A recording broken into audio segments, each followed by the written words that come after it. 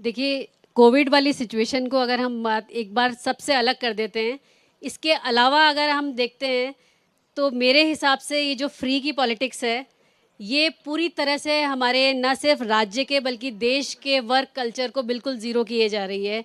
क्योंकि आज यूथ में तक भी ये भाव उत्पन्न होता जा रहा है कि हमें काम करने की ज़रूरत नहीं है, हमें बिजली फ्री मिल जाएगी, हमें मोबाइल फ्री मिल जाएगा, हमें लैपटॉप फ्री मिल जाएगा, हमें स्कूटी फ्री मिल रही है, हमें हर चीज़ फ्री मिल रही है।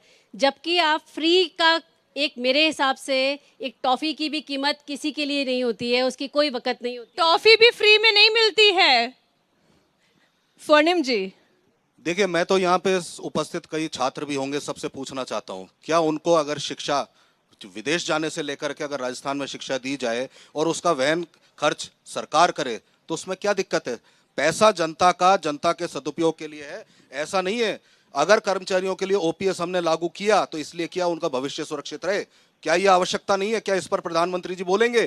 क्या इस पर भारतीय जनता पार्टी का कोई नेता बोलेगा कि बाकी प्रदेशों में क्यों नहीं होती जहां पे भाजपा का शासन है? मैं ये जानना चाहता हूं और बार बार जानना चाहता हूं। इतने बड़े बड़े दावे भारतीय जनता पार्टी के हमारे साथी ने किए यहाँ पे, लेकिन क्या भारतीय जनता पार्टी ने आज अपने मैनिफेस्टो में 450 रुपए में सिलेंडर देने की बात कही या नहीं कही? रास्ते पर लिया है हम इनको, उस रास्ते पर जो वेलफेयरिज्म का रास्ता है, जिसमें जनता का वेलफेयर होना चाहिए। और सबसे बड़ी बात, 600 से 500, 500 से 450, 450 से 400 बोली लग रही है क्या राजस्थान में? देखिए, 600 रुपए का सिलेंडर नरेंद्र मोदी जी की सरकार पहले से दे रही है। 100 रुपए इन्होंने डिस्काउंट किया। जो सरकार 5 साल तक राजस्थान की जनता को लूट रही थी, अगर 4 महीने के लिए 100 रुपए का डिस्काउंट कर दिया तो कोई एहसान नहीं किया।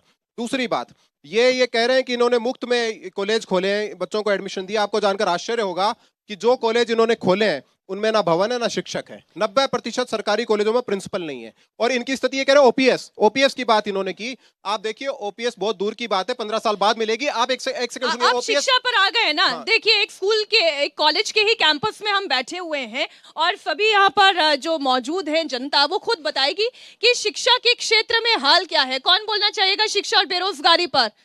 हाँ, पीछे से एक सवाल है, पूछे। मैम, शिक्षा की बात आप कर रहे हो, जब तक महिला सुरक्षा नहीं है। आज महिला क्या नाम है, घर से निकलती है, उनके साथ में रेप होता है, बलात्कार होता है। ऐसी पढ़ाई का क्या करेंगे जब तक हमारी बहन बेटे सुरक्षा नहीं है? इन पढ़ाइयों का क्या करेंगे हम? मैं इसका जवाब दे देता हूँ। जवाब दीजिए। यहाँ पे हमारे साथ बहुत सारी हमारी बहनें बैठी हैं और मेरे भाई, तुम एक चीज का जवाब दे दो और एक चीज समझ लो। अगर आपको मेरा जवाब सुनना है तो मैं बोल देता हूं, लेकिन एक जानकारी आप सबको दे देता हूं। जितने यहां लोग बैठे हुए हैं, यही भारतीय जनता पार्टी की पूर्ववर्ती सरकार है। शायद आप उस भारतीय जनता पार्टी से हो, अपने पूछना नेताओं से। 275 दिन लगते थे जनता पर ये आरोप गलत है। आज 54 दिन में जांच करके हम यहाँ पे अपराधी को सजा दिलाते हैं।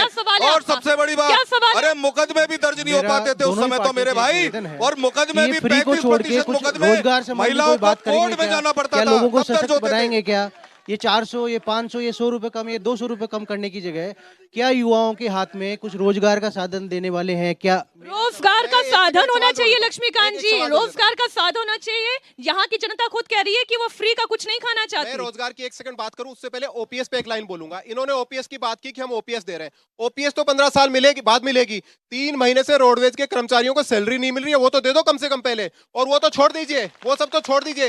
राजस्थान की सरकार का जो कुल रेवेन्यू है उसका 135% पेंशन और तनख्वाह पे देते हैं। ये तो कर्ज लेकर तनख्वाह चुका रहे हैं। ये लोग कुछ नहीं कर सकते, केवल पैरेलल इकोनॉमी चलाकर अपना घर भर रहे हैं। इन्होंने बेरोजगारी की बात की। आपको जानकर आश्चर्य होगा कि एनसीआरबी का डाटा कहता है कि जो देश में आत्महत्या करते हैं बेरोजगारी के कारण, उस मामले में भी राजस्थान देश में नंबर 1 पर है। और जो बेरोजगारी औसत है, 7% बेरोजगारी राष्ट्रीय औसत है, 32% बेरोजगारी औसत है। फ्री वाली पॉलिटिक्स हो रही है। मैं आ रही हूँ स्वर्णिम जी आपके पास।